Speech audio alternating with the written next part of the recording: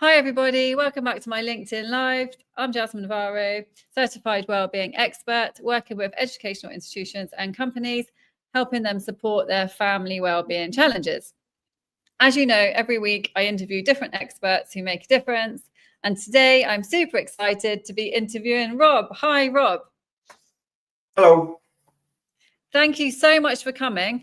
Can you tell us a little bit about yourself and what you do?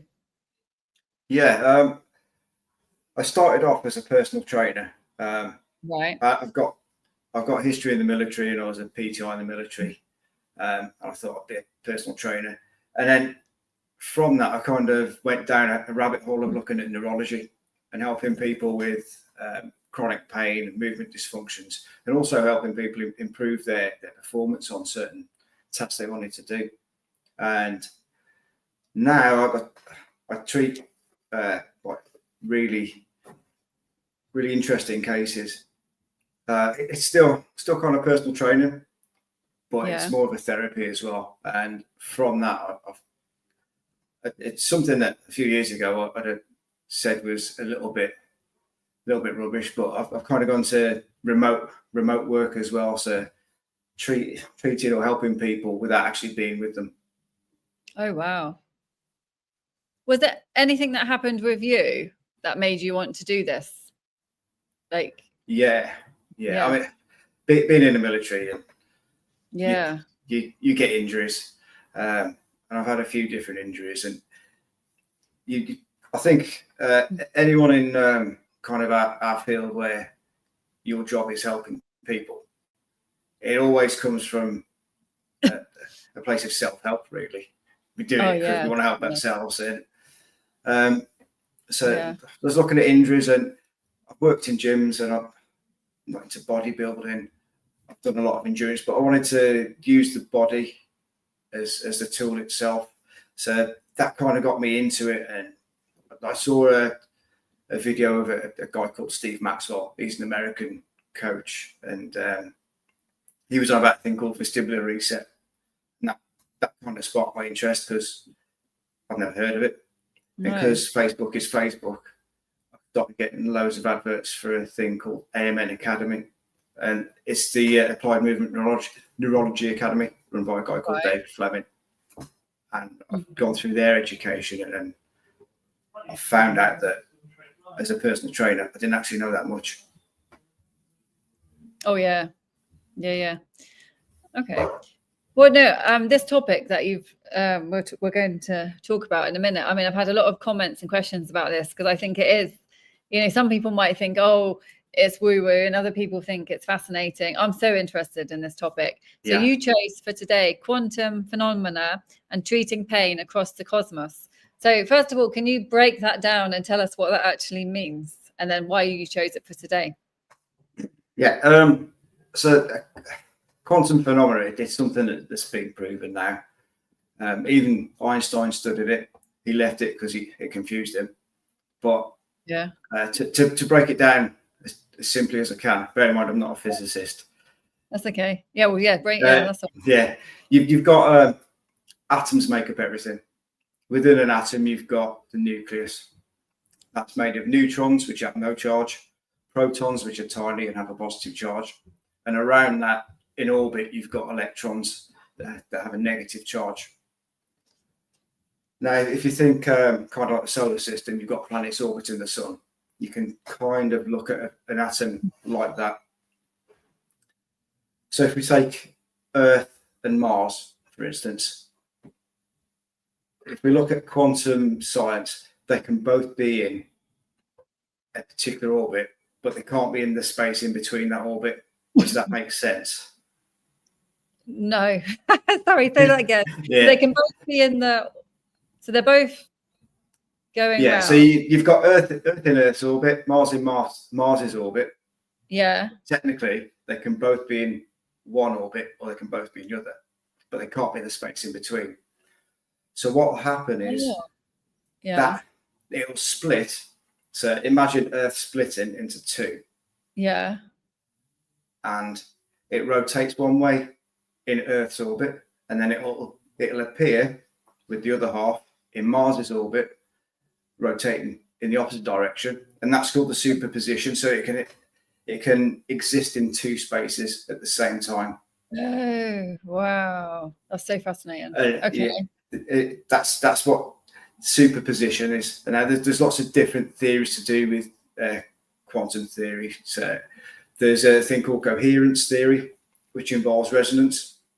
The resonance is just the way things vibrate. Everything vibrates its energy, so the whole world moves, and the whole universe works with energy. Yes, everything vibrates.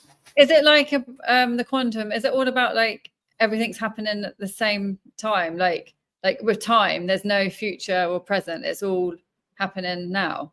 Yeah. So the idea of coherence and resonance is that, excuse me, if you think about a guitar string, and then you've got another guitar string next to it. If a guitar string's vibrating, it produces a sound, but those sound waves will move across to the next guitar string. And if it's tuned to the right frequency, they'll resonate and move at the same speed. And that's kind of the idea of coherence. So you'll have the sound happening in one place, but at exactly the same time it's happening in another place. Wow. There's quantum tunneling, which means that solid matter can move through solid matter. And then there's a few other different theories around. So I think the main thing to think about is atoms have got a lot of space. So as we're made up of atoms, that means that we've got a lot of space with us. So technically, you never actually touch anything because there's always space between you. And then when you do touch something, what's actually happening is the electrons are repelling each other. And it's kind of like, when you've got two magnets and you put the same poles together and it pushes away. Yeah. That's what the sensation of touch is. So you never actually touch anything. That's just blown my mind anyway. But no, it's so interesting. I mean, there's so much to obviously know about this topic. So keeping it simple. So for this title, you chose quantum phenomena. So what does this actually mean for us? Imagine there's people watching who maybe are a bit like me. They don't really know that much about this. Like what does it mean in simple terms, your title? Okay. I know. So when we think of quantum phenomena, I've said about coherence, and then there's quantum entanglement. Basically, it means, like I said, you can have something existing in one space and in another space at exactly the same time. Oh yeah. So it means that you can move information. If we look at it as information, we can move information faster than the speed of light across any distance. I've used it with clients where they need to do a stretch. They're either not capable of doing the stretch because of physical disabilities, or they're not around. The stretch is there to either improve their flexibility or to get rid of the pain. So I've performed the stretch on myself, but worked out assessments for what their protocol is, and then they've received the benefits. I know it sounds very strange. It is. Even I think it's strange when I do it. But no, I'm trying to think of, it sounds like this other therapy that I've heard of where I can't remember what it's called, where I remember I had a session and she was doing things. She was saying things and doing things, but I was like getting the benefits from it. Oh, I can't remember what it's called now. Yeah, it sounds similar to that. I don't know if it's the same. So what? So basically, you're doing you're healing somebody else by healing yourself. No. Not quite. So I don't really get it. So the protocol for them, say a stretch, might be stretching a muscle for 15 seconds. And then I use something called deep tendon reflexes. When you tap on a deep tendon reflex, it'll affect muscles, and then you can increase the leverage of the muscle. What we do is use orthopedic manual muscle assessments or tests, and that uses their nervous system to answer questions. So it's never guessing. No. It's always whatever they need. So I would come to you. So somebody would come to you. They have pain. They have painful back or something. They have pain in their back. They've tried everything. Nothing's working. So they've come to you. And how would it work, the process? So I would get a medical history of them, because it's all about information. Okay. Where you get pain isn't necessarily the cause of the pain. So pain can be caused from anywhere, and pain is a symptom. And I class like mental issues, physical pain, even phantom limb pain. It's all the same thing. Yeah. So we use their nervous system using muscle tests. How I'd normally do it is I'd do it myself. But if we're using someone, have their arm out. Right. I'll apply pressure and we ask questions. Now, if it's not the answer, they'll be pushing up and I won't be able to push down. Oh. If it reaches the answer that we need through their nervous system, they will get a relaxation response in their arm, and their arm will go straight down. Wow. You can do it yourself as well by, there's different ways. So if you stand with your feet together, eyes closed, say something that's true. Oh, like my name is Jasmine. You'll sway a certain way. Yeah. And then if you say something that's a lie, like my name is Ken, you'll sway a different way. And it's a similar kind of process. Oh, okay. Yeah. I've had sessions like this before. Yeah, something healing, theta healing, is it? I don't know. Yeah. It's like basically you're speaking to your body, subconscious. Yeah. So we use those tests to build up a stack of information, which we can then treat, because without the information, you're just guessing. Yes. And then what then? So once you've got all of the information, how do you treat it then? So what I used to do, what I still do as well, is we're bioelectrical. So we use electricity. And if you tap on bone, you create an electrical charge called piezoelectricity. And depending on what you've got in their stack, you can swipe certain areas of their body which will relate to it. So the vestibular system, for instance, you'd put a finger in their ear because you've got a contact for a nerve there, which works with your vestibular system. Now, when you tap on bone, because you've already touched the place, it's ready to receive charge. When you tap bone, it affects charge around the area, and that can elicit change.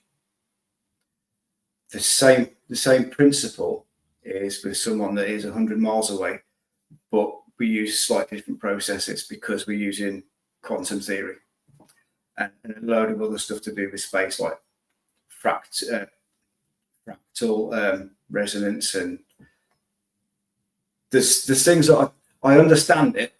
I can't explain it, if that makes sense. Yeah, it's very complex. But so like, as you said, you do a lot of work online, so you don't need to be in the same room as somebody.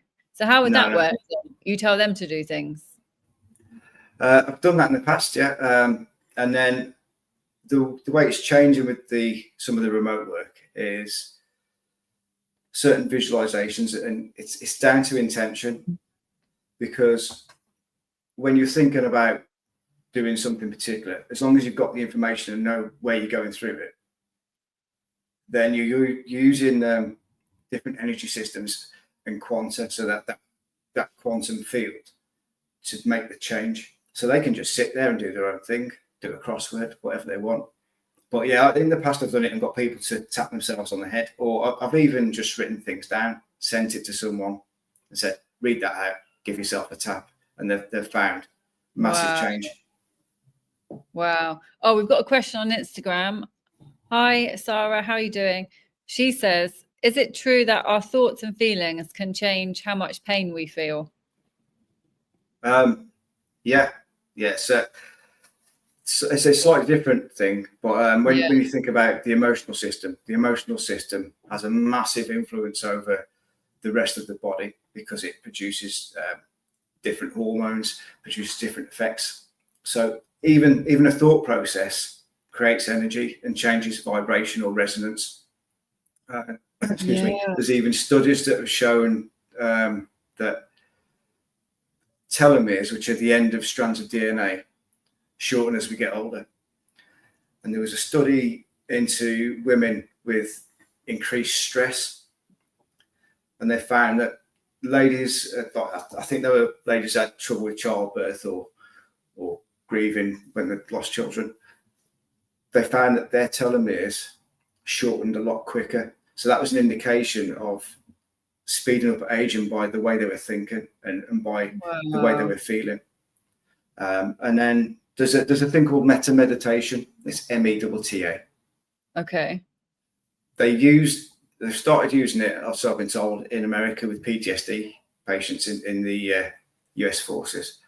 Yeah. Now they've found that by using metta meditation, you can slow down the degradation of telomeres as well. So you can also prolong your life by the way you think in that way. And there's lots of evidence around about using journals and doing mantras and meditation. And there's lots of evidence that show that mindfulness can improve physical health. Oh yeah. Hopefully that answers the question. Yes. Yeah, she's put a smiley face. Yeah, no, I mean, it's so interesting, isn't it? Like how most things, it's all sort of linked, isn't it? And it's all about, like you said, the thoughts, the words we say to ourselves, and how much of a huge impact it has on us. I mean, I know that as well. I mean, you saw a little bit of my story on LinkedIn about when I was really depressed. And I remember when I was that depressed, I was saying awful things to myself, awful things. And I remember the doctor used to always say, you're on the path to self-destruction. And it was just my words. My words just make you ill, basically. And it's like, well, if your words can make you ill, then they can probably heal you as well. So it is fascinating. But we need reminding, don't we, constantly? I do. I forget. Yeah. No, I during COVID, I wrote a lesson on mental health. And it wasn't do this, do that. It was about how mental health works and what makes you feel good and how hormones are released. And it was actually based around the nervous system and how that affects mental health. And I found that by writing that and learning more about actually how the brain works, it kind of negates how you're feeling, because you think, I feel like this is terrible. And then you look at it, actually, I feel like that because this is happening. I know the chemical process. Actually, it's just my brain being a mess. Yeah. As soon as you get to that, you kind of understand that. Yeah. Okay, it's all right. And you don't need to feel terrible. You don't need to have that terrible thing at the end. It's like, okay, I'm just feeling like this, but that's okay. I don't need to beat myself up about feeling like that. Exactly. It's a whole process. I've got another question from Sarah again. She says, I think you've kind of answered this, but how does energy or vibration play a part in healing pain? Okay. Everything vibrates, even down to cells, like I said, atoms, molecules, everything vibrates. Now, it's going to have a perfect frequency for it to resonate at. When we get maladaptive processes or illness or injuries, it changes the frequency it resonates at. So if you think of energy as just resonance or waveforms, that's what's happening. So when we start to change the waveform or the resonance of something that's injured or tissue that's injured, we can start to heal it or make it worse. There's lots of research into earthing or grounding, like standing on the ground barefoot or using mats. I love that. Now that works on the Schumann resonance. I can't remember what the actual resonance is, the number of it, but it's a certain frequency. And for humans, through evolution, that's been the most beneficial resonance for us, because it attunes with everything. The other thing with resonance is we have brain waves, and you've got a different scale of brain waves that elicit different actions within the brain. So using things like binaural beats to do entrainment in the brain will affect your thought patterns. But also, as you affect your thought patterns, that affects everything else down the chain within your nervous system. So each little change, think of it like throwing a stone into a pond and you've got ripples. Then you throw another stone next to it and that affects the ripples. Yeah. The first stone you throw, if that makes any sense. Kind of, but it's quite complex. Yeah, no, it's so interesting though. It's so interesting. So what would you say? Oh, one more question from Sarah again. How long does it usually take to feel better using quantum healing?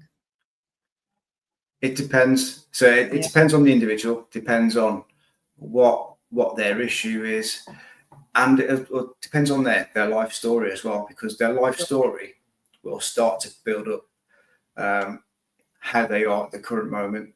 So your nervous system never forgets. If something happens to you, your nervous system will store it and it'll remember it normally at the worst moment. And that's why we get people with anxiety, depression, because it's a self-protection mechanism, but it doesn't always play right. The same as overstretching as well. You know, when you stretch and you get a little pain, it'll pull back. That's just your brain trying to stop you damaging the muscle, but it kicks in a lot earlier than you need to. So you've got like three different types of pain. You've got the initial bit of pain, which is nociception. So say you get a cut, you'll receive that as a pain message because you've got an injury. Then you've got inflammation pain, when all loads of fluids go to the site to protect it. And then after that, if you've got chronic pain, it's like 3 months or more, that's pathological, and that's your brain remembering pain or a certain system to protect, and it's trying to protect you. So it depends on what's going on and how deep that is. But I've helped people get out of pain pretty quick, and for me, I want to get people out of pain as quick as I can, because one, I don't want people to be in pain, and two, it also means that I'm doing my job properly. Yeah. No, it's fascinating. When you said about the nervous system, so what do you think about because our body remembers everything. Yeah, our body remembers everything. It's so intelligent. It remembers everything. But how do you feel about healing your nervous system then? Because we might be traumatized by one experience, but we can heal that, yeah? Or do you think it's always there? That's a hard question. So I think it's going to be there, but it's changing the parameters of what is dangerous within your nervous system. Yeah. So I've been military. I've been to some dodgy places. Yeah. And been on exercise and had some things happen on exercise. And it's the same, like with your story about grief. So grief's still a protection measurement. Yeah. But by changing the parameters of what the danger is, will change the way that affects your nervous system. I think I've answered that too. Yeah, kind of. Yeah. I know it's another complex thing as well, isn't it? I guess. Yeah. I'm sort of processing what you've said, but it's I have to process. It's kind of bringing the system back to a sense of homeostasis. So where again, there's another doctor called Dr. Gabor Mate. I don't know if you've heard of him. Yeah, I have. Yeah. Oh, yeah, because he says that we don't ever recover from trauma, doesn't he? Yeah. So you've got small T trauma, big T trauma. So it depends on.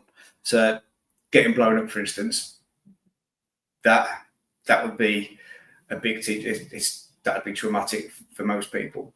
Whereas something that you look at someone with a trauma, say their mom reaches out to them. They reach out to their mom as a baby, the mom turns around to do something else and just doesn't notice. That can trigger a traumatic response. Yes. So it's still going to be stored there.